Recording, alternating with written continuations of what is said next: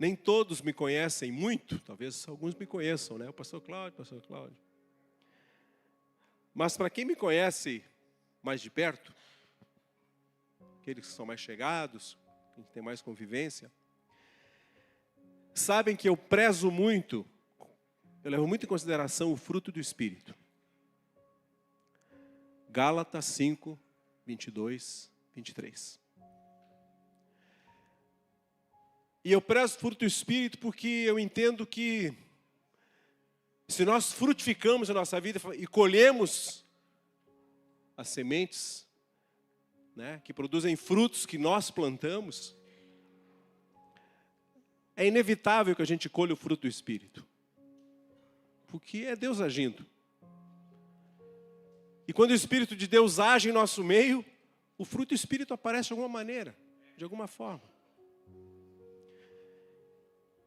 E na minha oração, quando a gente está às vésperas dos encontros com Deus, dos homens, das mulheres,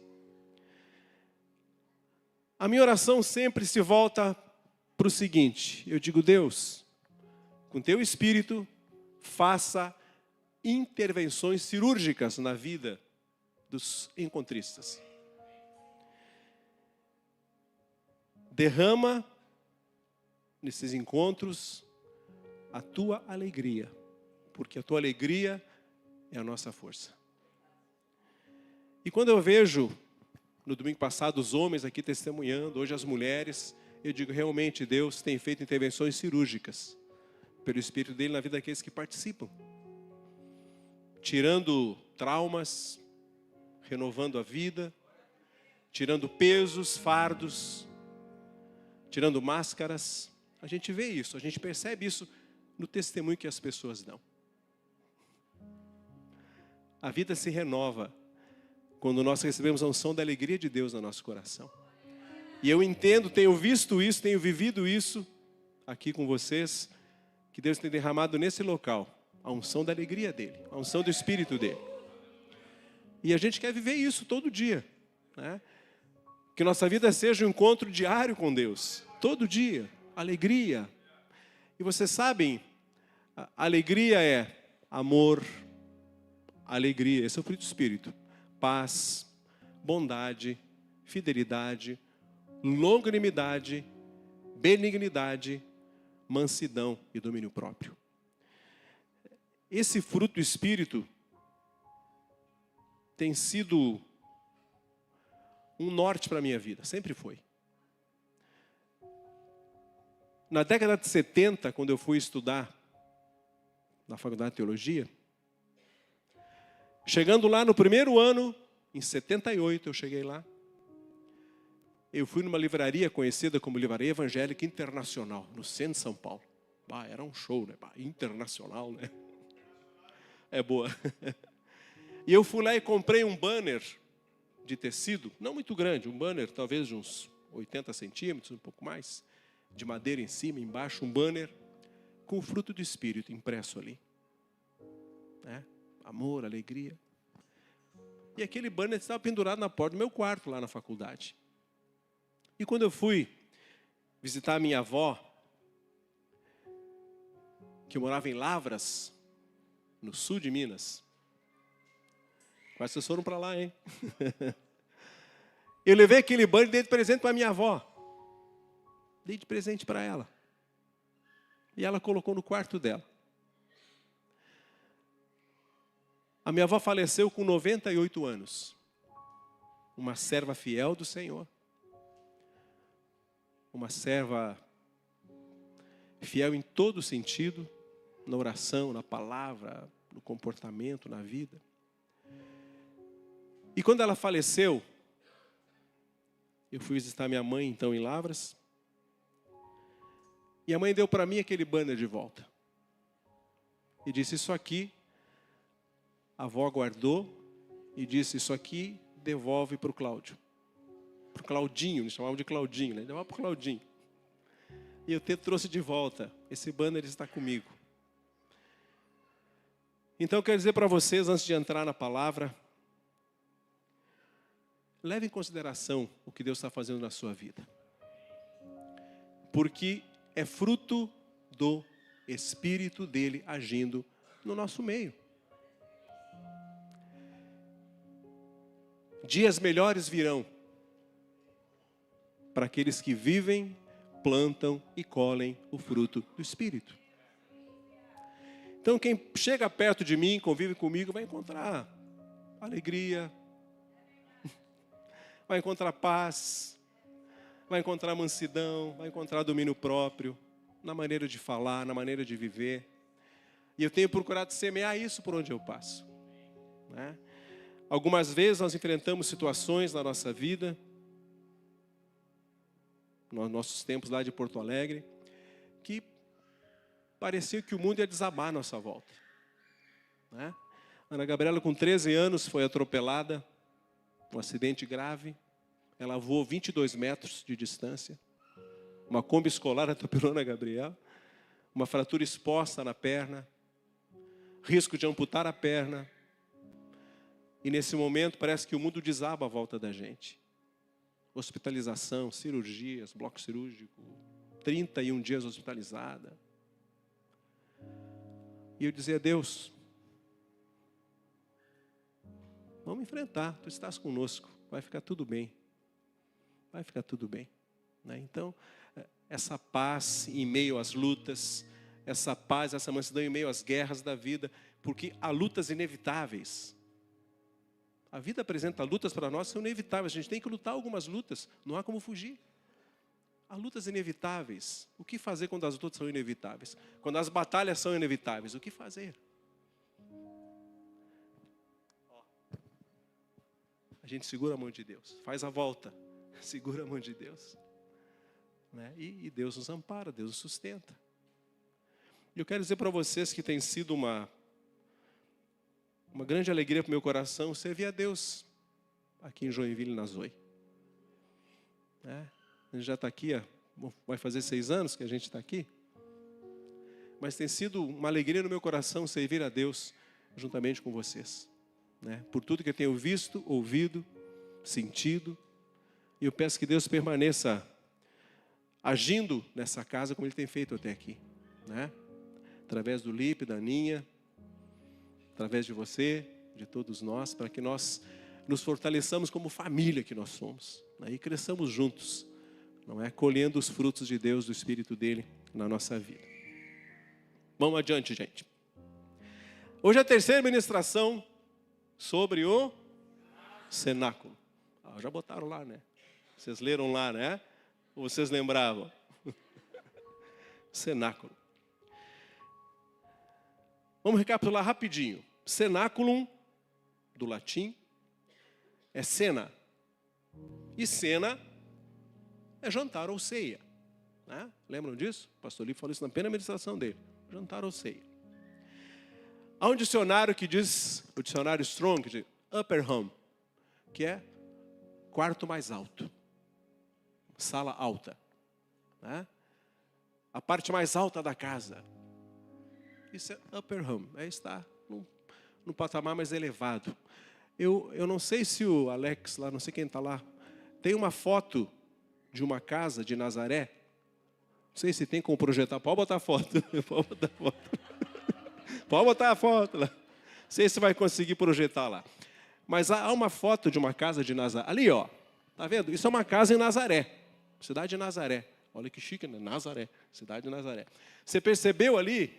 Ali à direita, há uma escada de pedra. Tá vendo?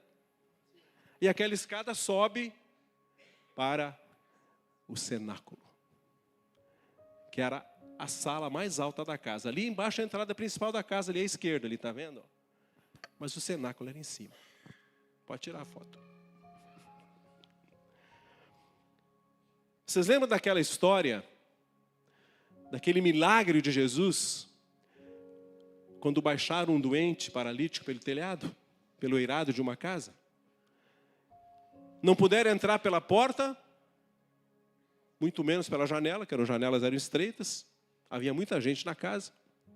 Não desistiram, porque o objetivo deles era encontrar Jesus. Levar um amigo e colocá-lo diante de Jesus. Eles então sobem por essa escada lateral. sobem até a parte alta da casa, abrem um buraco no eirado, no telhado e descem aquele doente. Era mais ou menos uma casa assim, com a escada lateral, que dava acesso à parte alta da casa.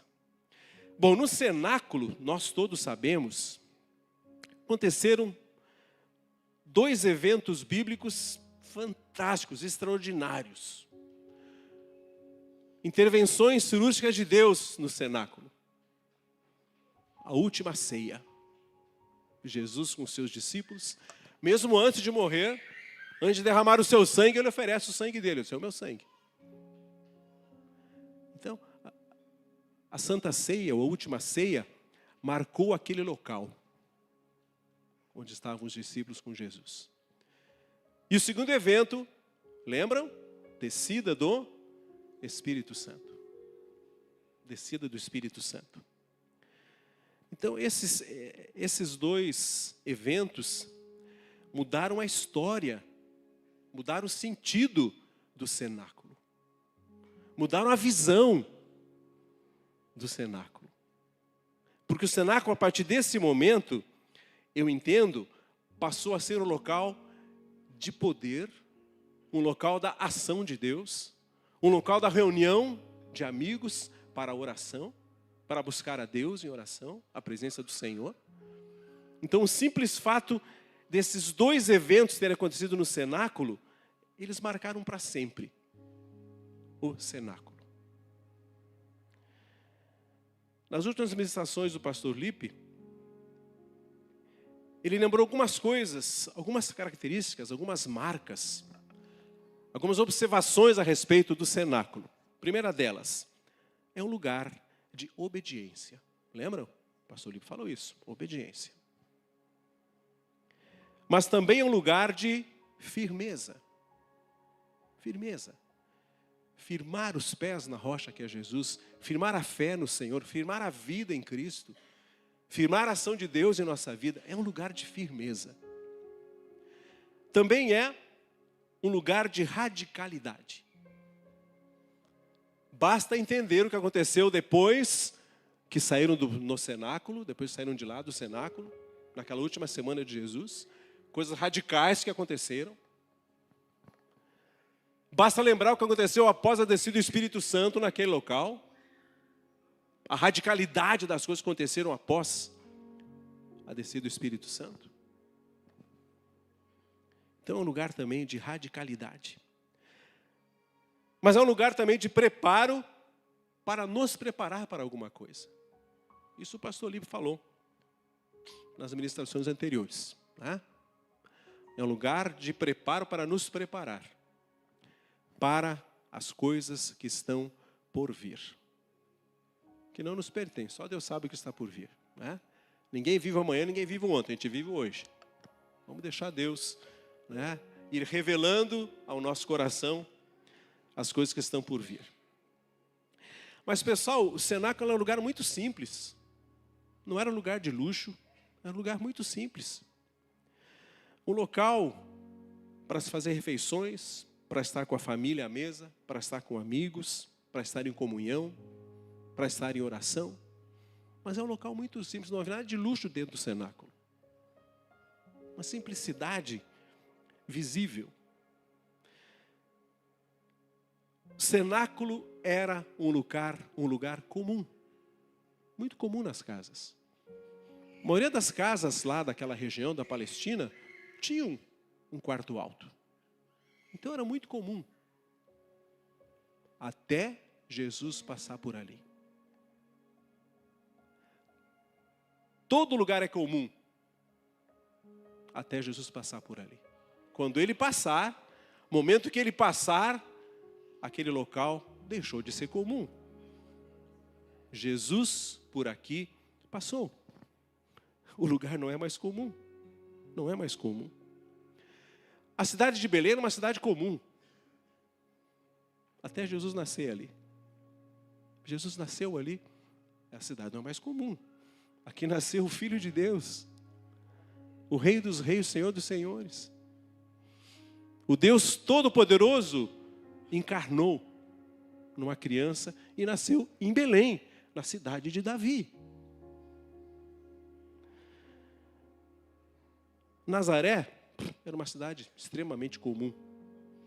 Não muito bem vista, né? Pode ver alguma coisa boa dessa cidade? Não era uma cidade muito bem quista, muito bem vista. Mas Jesus morou ali. E ela passou a ser uma cidade incomum. O Filho de Deus morou aqui. Morou em Nazaré. E quem vai a Israel, visita Nazaré. Porque Jesus viveu ali. Senão, eu não ia querer a Nazaré se eu não tivesse passado por ali. Mas Jesus passou por ali. A gente lembra também do tanque de Betesda, lugar comum na época. Tanque de Siloé, lugar comum da época. Mas o fato de Jesus ter passado por ali, ter feito milagres nesses tanques de Siloé e de Betesda, esses tanques não são mais comuns. Porque Jesus passou por ali. Pessoas mudaram suas vidas naqueles locais. Porque Jesus passou ali.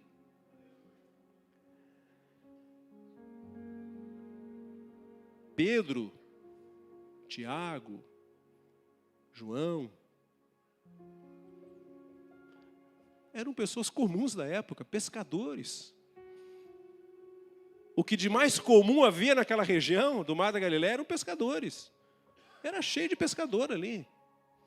Homens iletrados, de pouca aquisição, viviam da pesca, pescando peixe e vendendo peixe para sustentar a família. Homens comuns. Mas quando eles se encontraram com Jesus, olha bem, quando Jesus encontrou com eles, quando eles encontraram a Jesus na beira do Mar da Galileia, eles passaram a ser não mais homens comuns, mas discípulos incomuns. Pessoal, todo encontro com Deus, todas as pessoas que se encontram com o Senhor, não são mais pessoas comuns.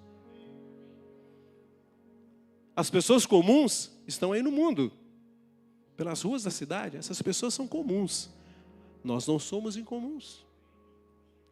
Nós carregamos em nós uma vida que as pessoas lá fora estão sedentas de receber. Nós carregamos em nosso coração a vida de Jesus. Você já pensou nisso? Você leva em você a vida de Jesus. A presença de Jesus em espírito está com você. Ele prometeu: eu estarei com vocês até a consumação dos séculos. Ele está conosco. Você não é uma pessoa comum.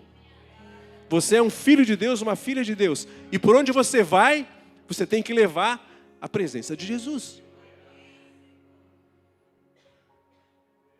Eles precisam ver em você a presença de Jesus. Mas você precisa manifestar o fruto do Espírito dele em você. Amor, alegria, paz, bondade, fidelidade, longanimidade, benignidade, mansidão e domínio próprio. Esses dias eu precisei, raramente eu vou, antigamente eu ia muito, mas raramente eu vou. Você ia a um banco, lá no centro, um Bradesco, lá do centro. Sei lá, resolver uns negócios lá. Havia um senhor, eu chutei por baixo assim, uns 68 anos por aí. E ele foi chamado, a senhazinha, ele foi até lá, sentou, foi atendido. Daí a pouco ele levantou e começou a brigar com a moça que estava atendendo ele. Xingando, brigando, e eu só olhando, né? Digo, vai se avançar na mulher. Sabe assim, totalmente descontrolado na maneira de falar e de agir. E eu digo assim, Deus, obrigado, porque eu tenho mansidão e domínio próprio. Eu jamais faria isso com alguém. Jamais faria isso com alguém. E ainda pensei, como esse homem precisa de Deus. E a gente vê isso todo dia. Todo dia. Pessoas comuns. nós não somos mais comuns. Nós não somos mais comuns.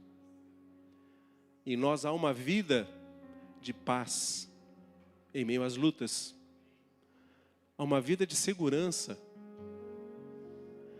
O próprio Jesus falou: vocês não são deste mundo.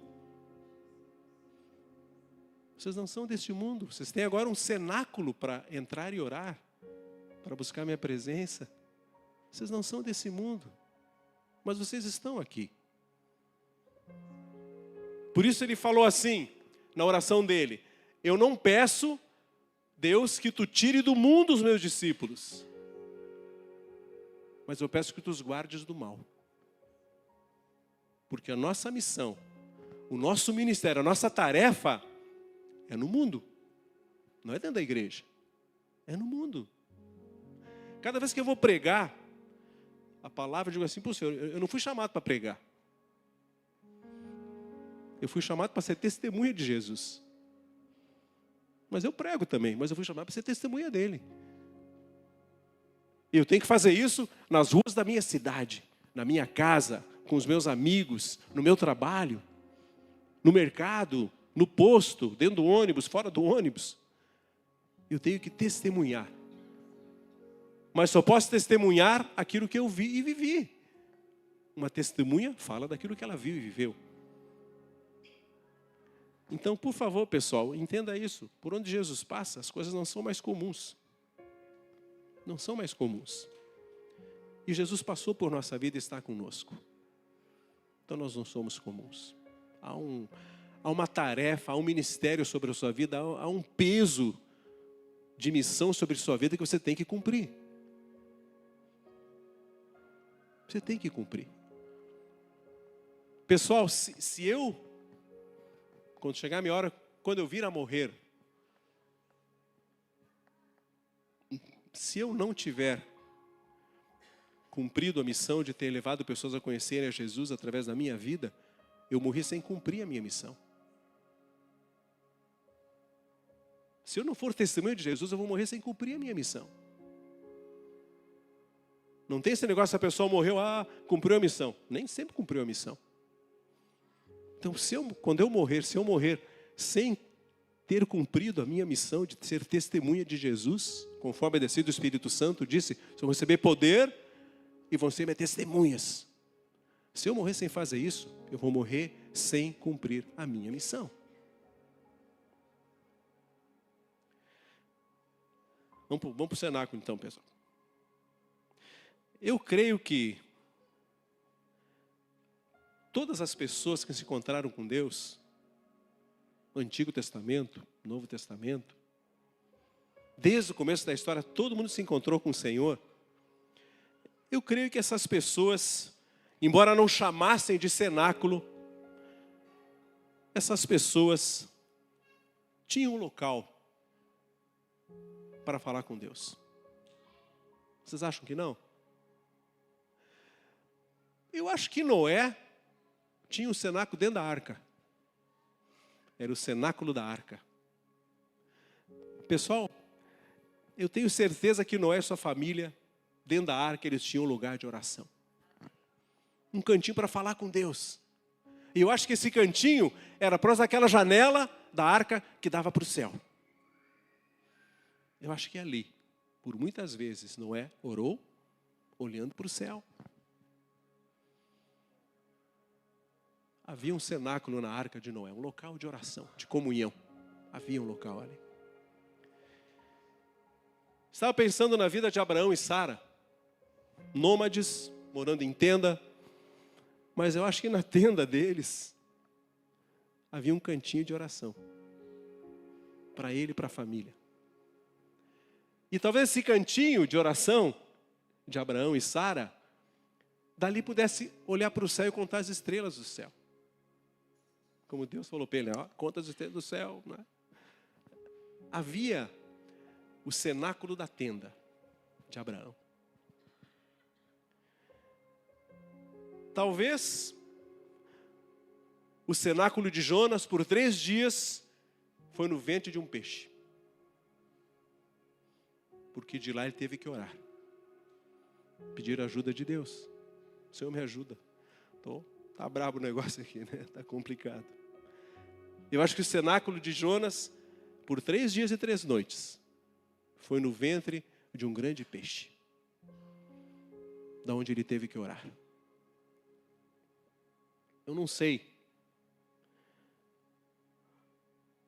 onde é o seu cenáculo, mas eu acho que é um cantinho na sua casa, no seu local de trabalho, no seu intervalo do trabalho, um local para você se colocar diante de Deus. Uma salinha, grande ou pequena, um cantinho, onde você pode fazer o seu cenáculo. É importante que isso aconteça na sua vida.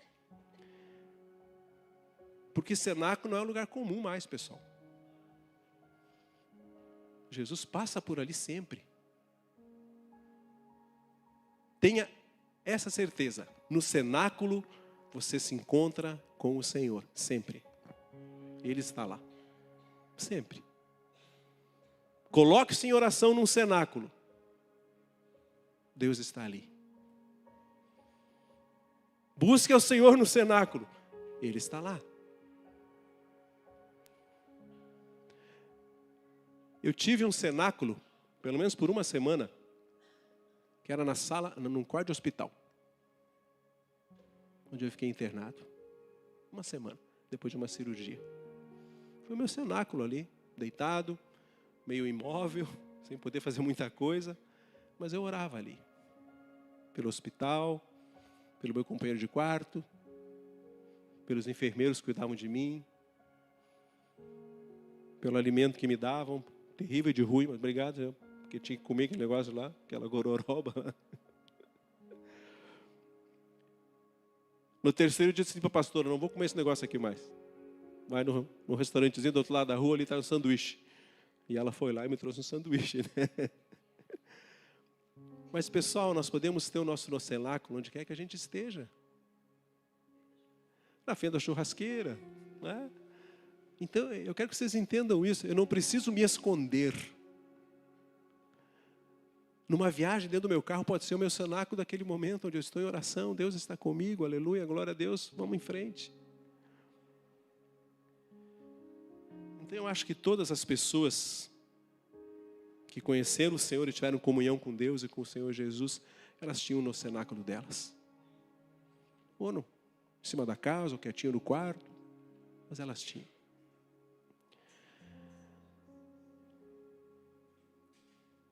Eu preciso falar para vocês de 3 características, além daquelas que o pastor Lipe já trouxe para nós.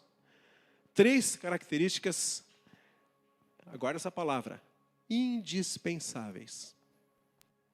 Indispensáveis. Para quem quer entrar no cenáculo e ter uma experiência extraordinária.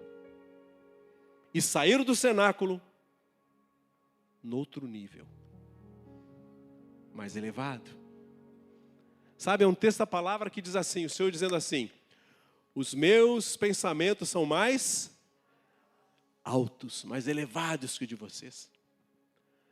Os meus caminhos mais altos, mais elevados que os caminhos de vocês. Pessoal, quem entra no cenáculo e exerce ali um tempo de comunhão com Deus, quando sai do cenáculo, ela sai num nível mais elevado. Nos caminhos do Senhor, nos pensamentos do Senhor, no sentimento que houve em Jesus, a gente sai diferente.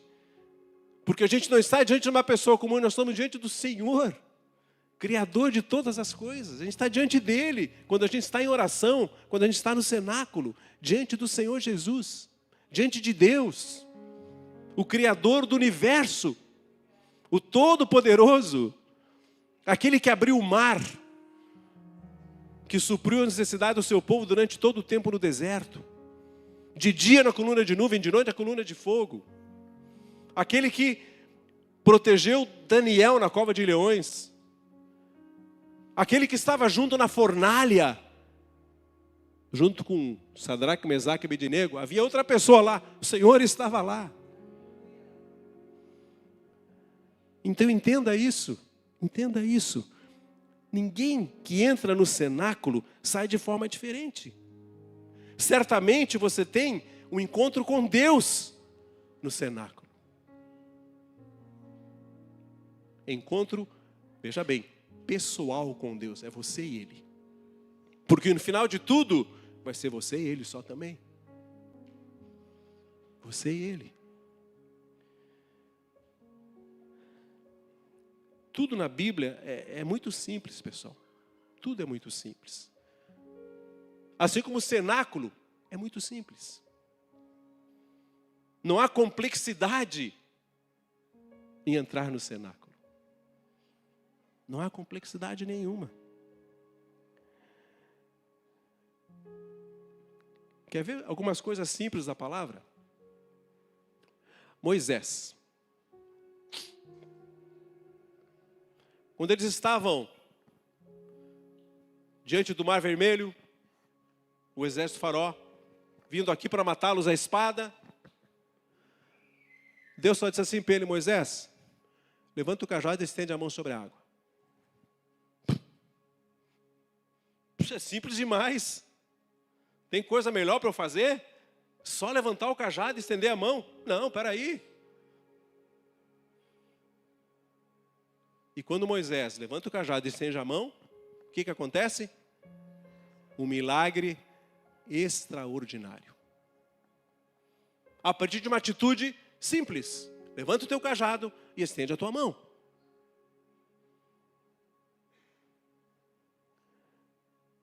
Uma atitude simples de obediência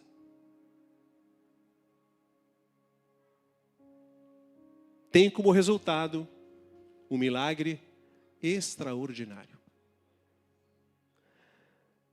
Naamã, com lepra, doente, não havia cura para a lepra.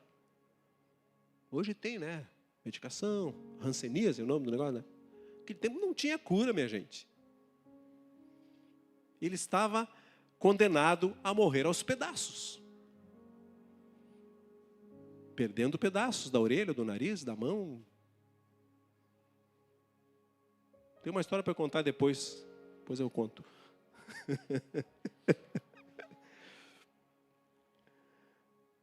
Aí sabe o que manda ele fazer? Nem o cara mandou, né? Mandou o menino dar mensagem para ele, né? Entra aí no rio, toma banho aí. Entra 7 vezes aí, toma banho. Ele ficou totalmente ofendido. Um cara como eu, entrar no rio sujo, o rio da minha terra é mais limpo que esse. É. Entra aí. Aí o cara disse, né, o soldado ali disse, ô seu Naamã, entra. O que custa? Entra. Mas é muito simples entrar no rio para ser curado, é muito simples. Não tem uma coisa mais complexa, uma coisa mais soberana para fazer.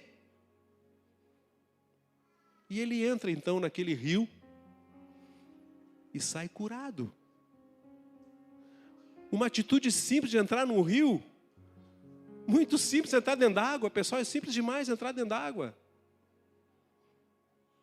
Mas uma atitude simples gera algo extraordinário. Um milagre inesperado. O próprio Jesus pegou um pouco de cuspe. Lembra dessa história? Cuspiu na mão. Pegou um pouco de terra. Fez um lodo com a saliva. Passou nos olhos do cego. Cara, vem cá. Pá, pá. Olha que coisa simples. Cuspe e barro. Cuspe e barro. Mas era o cuspe de Jesus, pessoal. O negócio era, não era um cuspe comum. Aí Jesus fala para aquele rapaz, vai agora lá naquele tanque, acho que era o tanque de Siloé, né? Vai lá e lava os teus olhos. É muito simples passar. O cara fazer barro lá, passar no meu olho e mandar eu me lavar. Pois o rapaz foi, voltou enxergando. Voltou curado. Um simples cuspe com pó, com terra, com barro. uma simples água de um tanque, e eu estou curado. Um milagre extraordinário. 5 pães e 2 peixinhos, pessoal. Lembra dessa história?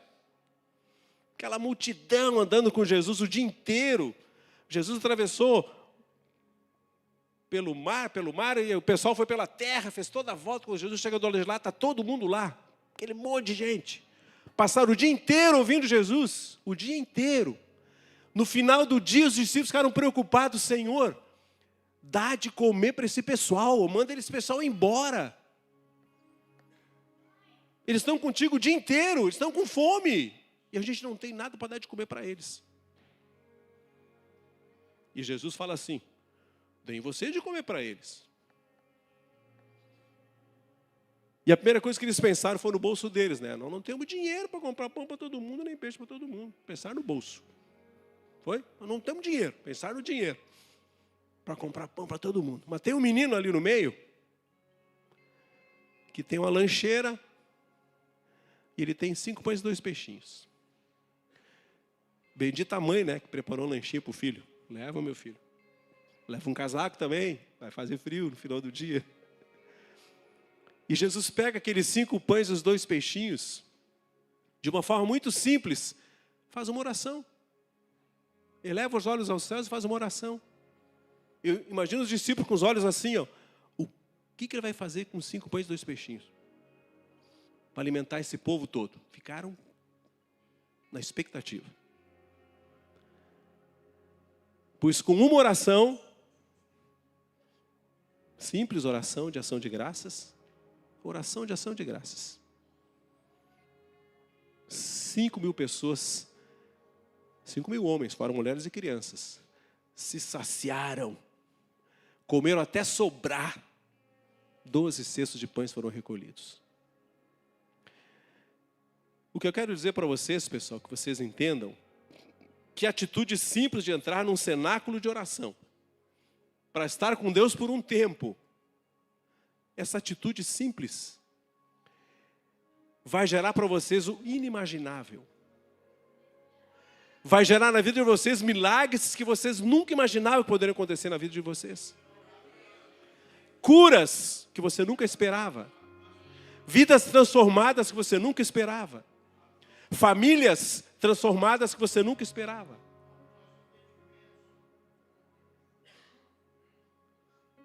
Por um ato simples que muitos rejeitam. Uma experiência que muitos não têm.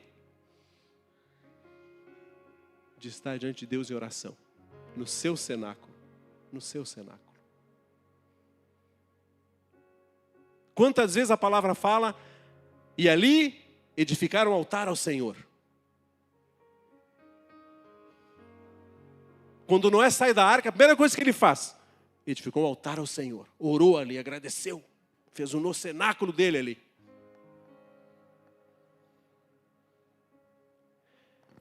Uma simples atitude traz resultados extraordinários na vida de vocês. Provai e vede que o Senhor é bom.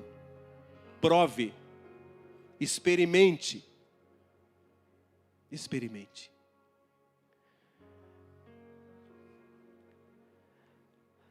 Três rápidas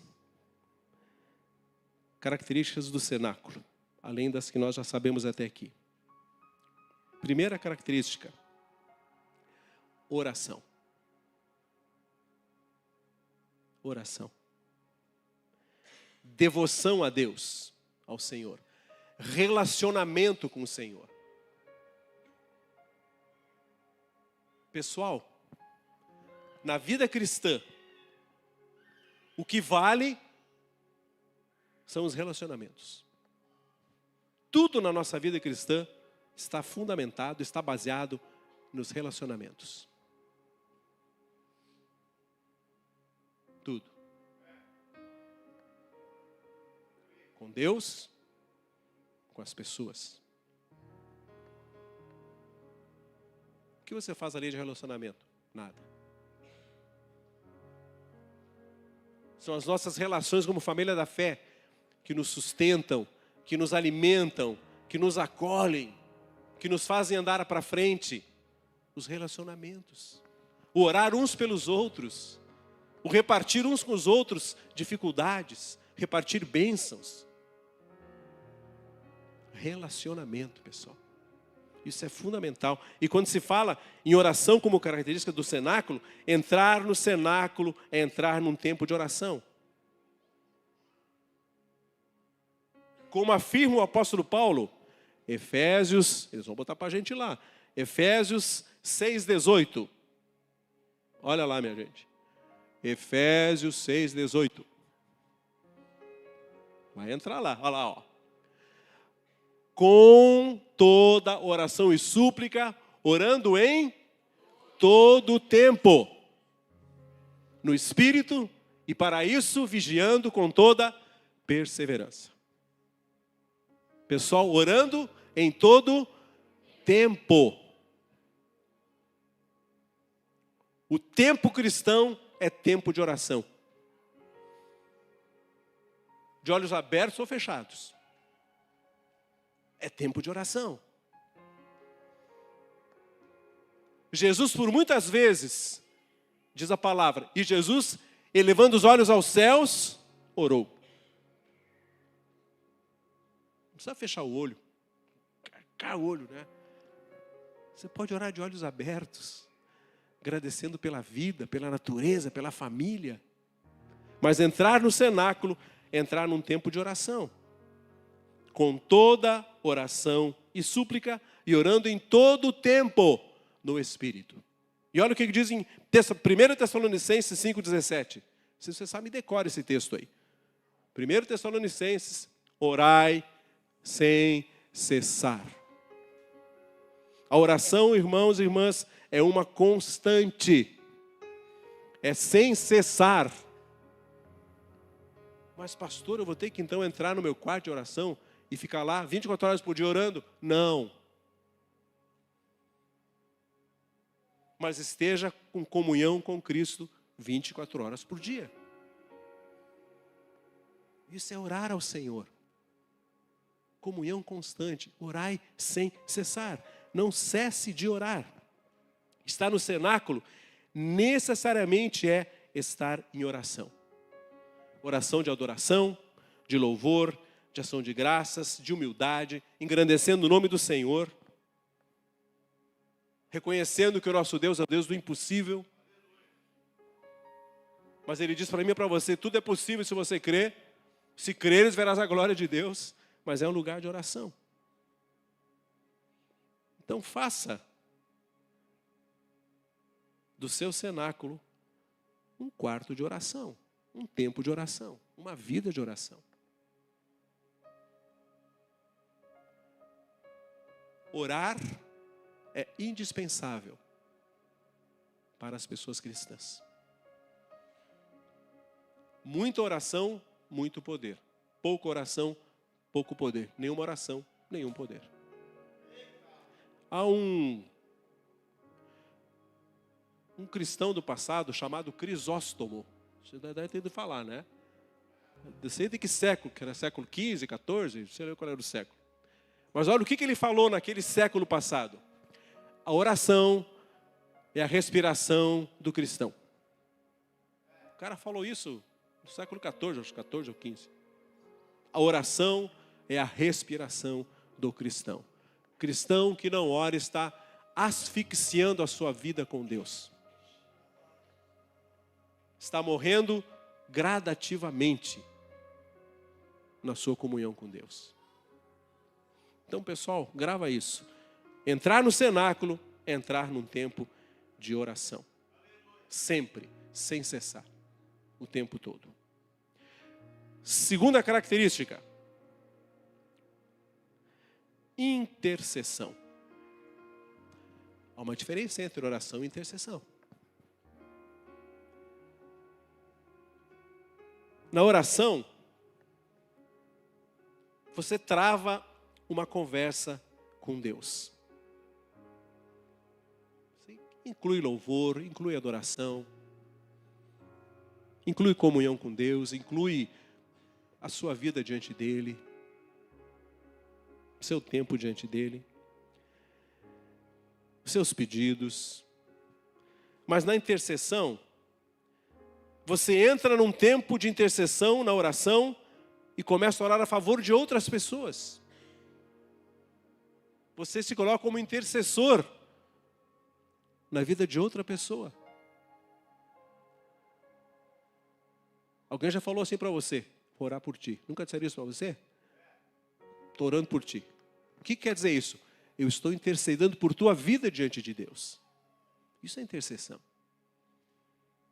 É quando você se coloca diante de Deus a favor de outra pessoa, de outra família, de outras vidas, de outras circunstâncias, de outros problemas que você não enfrenta, mas que a pessoa está enfrentando. Quando alguém está enfermo, a gente vê lá no grupo, ora pela pessoa tal que está doente. Quando você ora por essa pessoa, você está intercedendo por ela. Intercedendo. Senhor, cura a pessoa tal. A gente intercedeu muito pelo Carlos, pelo Thalisson, por outras pessoas que enfrentaram problemas de saúde, problemas financeiros, problemas, enfim, seja qual for o problema. Intercessão é quando você se coloca diante de Deus a favor de outra pessoa.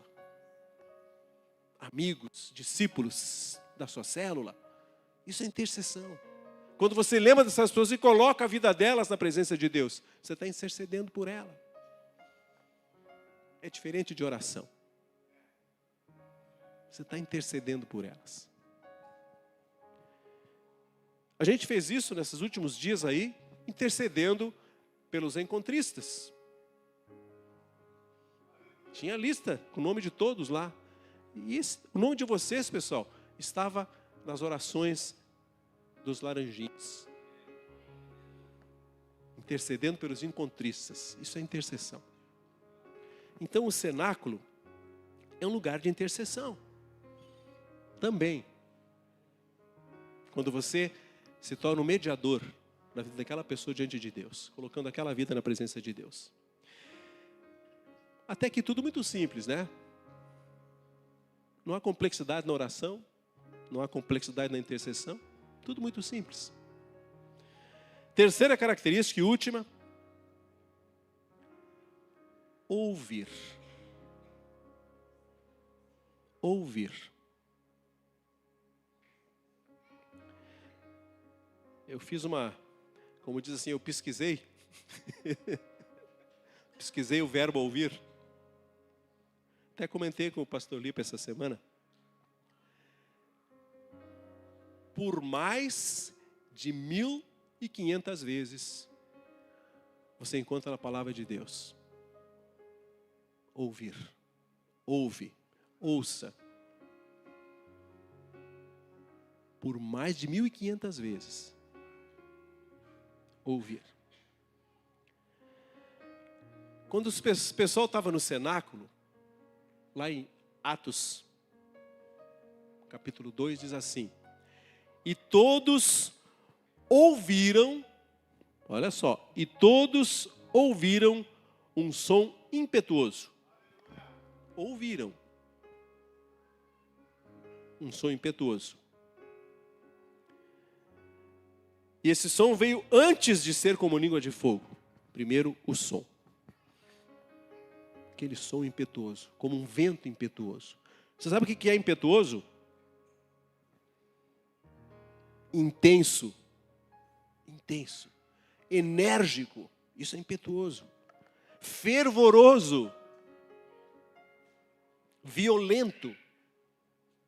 Isso é impetuoso. Então imagina um som impetuoso, violento, enérgico, forte, que se abateu no cenáculo, naquele local, intenso. Não há dúvida que esse som anunciava alguma coisa grande está por vir. Alguma coisa grande vai acontecer. Algo vai acontecer nesse local. Isso não é normal. Alguma coisa vai acontecer aqui. E eles estavam ali, atônitos, ouvindo aquele vento.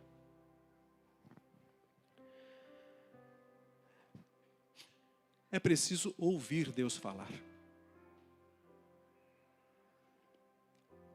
A gente às vezes tem mania, quando vai orar, a gente ora, ora, ora, ora, amém.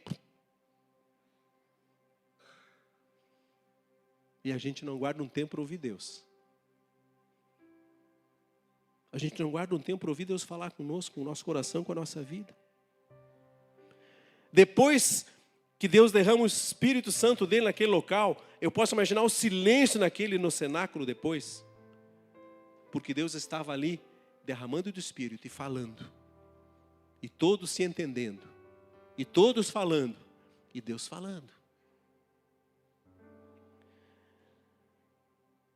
Pessoal, após entrar no cenáculo, para seu tempo de oração e intercessão, você tem que calar sua voz, calar seus pensamentos, calar o seu coração e aguardar Deus falar, porque Ele fala. Abra sua Bíblia e veja se Deus não fala com você pela Bíblia. Deus fala. A Bíblia é a palavra dEle. E a comunicação de Deus é com a palavra. Palavra, Deus fala. Aguarde Deus falar. Cale seu coração, sua mente, a sua voz e deixe Deus falar. E ouça Deus falar com você. Eu acho assim, alguns livros da Bíblia, lá em Ezequiel e tantos outros, a Bíblia diz assim: e veio a mim a palavra do Senhor. Muitas vezes eles falam isso. E Deus falou assim. E disse Deus, e falou Deus. A Bíblia está repleta de Deus usando sua voz e falando com as pessoas. Cheia. Você lembra como é que Deus criou a luz?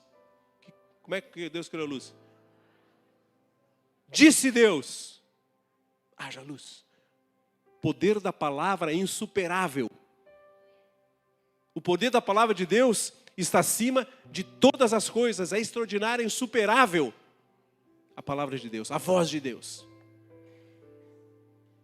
Porque Deus falou, está falado. Deus falou, acontece. Deus falou, é assim. É insuperável o poder da palavra. Por isso, fique quieto. Depois de você orar e interceder, fique quieto, acalme sua voz, seu coração, seus ouvidos, seu pensamento e ouça Deus falar com você. Ouça Deus falar com você. Jesus falou por várias vezes: quem tem ouvidos para ouvir, ouça.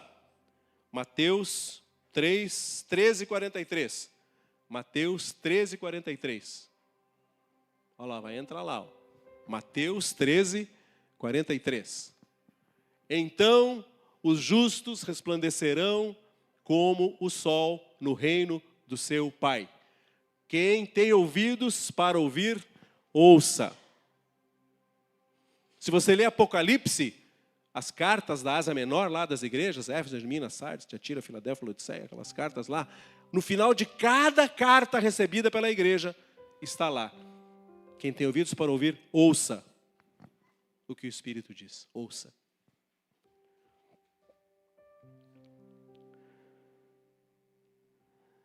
Olha o que diz a palavra em Deuteronômio 6:4.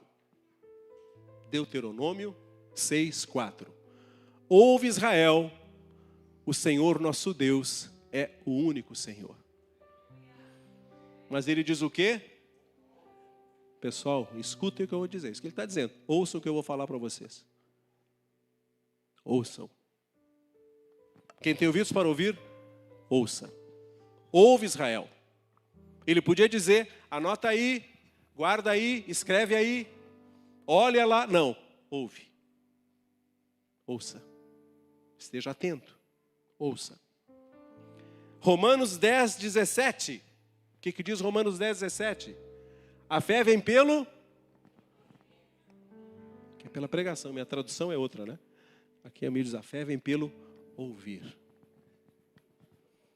Ouvir da palavra. Vem pela pregação. Alguém fala, alguém escuta. A fé vem pelo ouvir. Ouvidos atentos. Ouvidos atentos.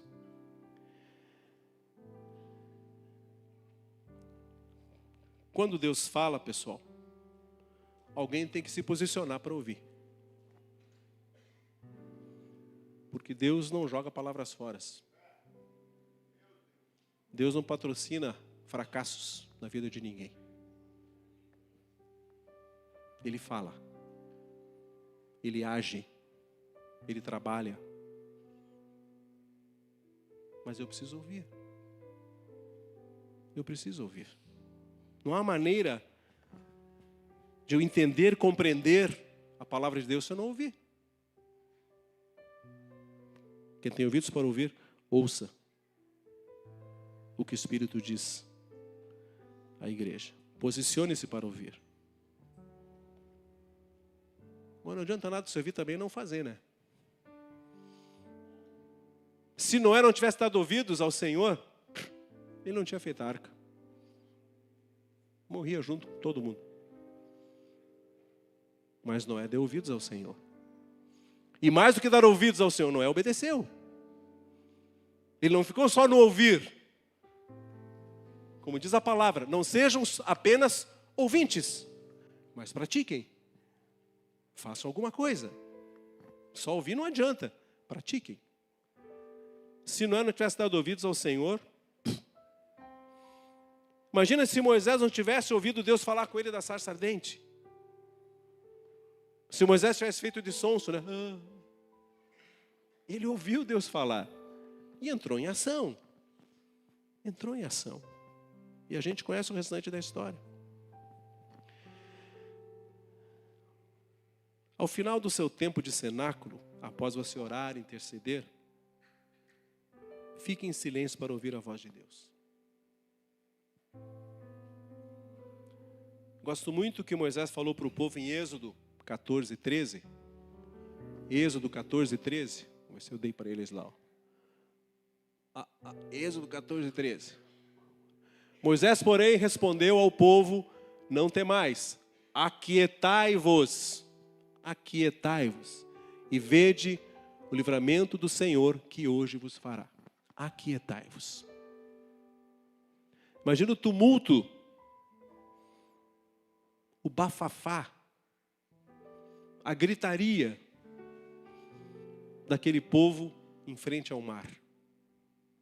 E o exército atrás para matá-los. Imagina o desespero. O pessoal entrou em pânico. O que Deus mandou Moisés dizer? Pessoal, fiquem quietos. Silêncio. Porque Deus vai agir. Parem de falar, parem de gritar, parem do desespero. Não é hora para desespero. Quietos. Deus vai agir. Deus vai falar. Como de fato agiu.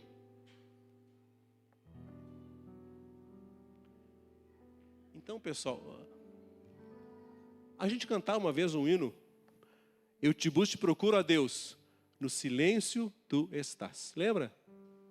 No silêncio tu estás. É preciso ficar calmo, acalmar o coração. Eu sei que às vezes você está cheio de problema financeiro, enfermidade, problema em casa, problema na família, problema com os filhos, problema marido com esposa. A gente enfrenta muitos problemas, mas meu irmão, minha irmã, fique quieto, deixa Deus agir, deixa Deus falar. Busque-o e depois deixe Ele falar com você.